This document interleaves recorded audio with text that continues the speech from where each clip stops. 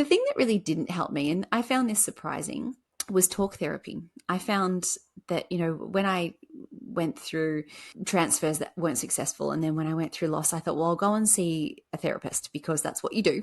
That's what we're kind of taught in the Western world, right? I found it really, really unhelpful. And this is something that I see a lot with my students. And as I mentioned before, talk therapy is important to a certain point. But I just found like rehashing what I'd been through and talking about everything that, like, it just made me re-traumatized every time I brought it up. And I didn't know how to get past that.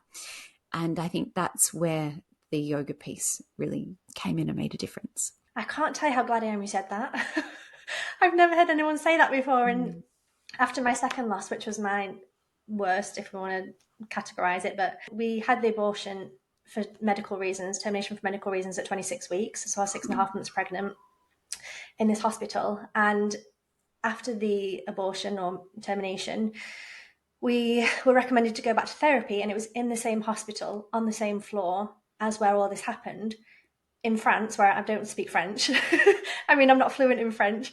And then we'd have to go back to, like, even driving up to the same hospital, I'd be like crying and sweating and just like shaking.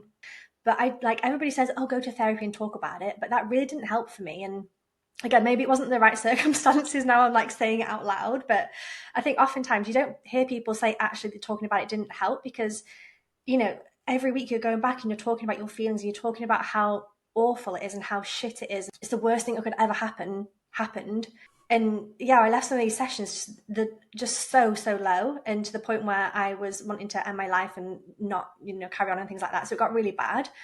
And I think we went to maybe 4 or 6 sessions, and then I just got, no, I can't go anymore. I can't go back to that place and do that. So I think it's really important that people talk about, like, therapy does help a lot of people, but also it doesn't help a lot of people, and that's okay as well. If therapy doesn't help for you, it's completely okay to find something else. Maybe that is movement, maybe that's yoga or mindfulness or meditation, journaling, sound. Like, there's so many other modalities of, like, ways of healing. So thank you so much for saying that, because I think it's not spoken about enough. I think everybody's expected to love therapy and that's the healing tool, or actually that's probably not always the case. So yeah, So thank you true, for sharing Rosie. that. Thank you for sharing your experience as well. I see it time and time again with my students. And just like you said, even going back to a lot of IVF clinics these days have in-house counselors, psychologists, which is great. I honestly think that is great. Yeah. But you're going back to the place, maybe you went for a scan at 11 weeks and there was no heartbeat.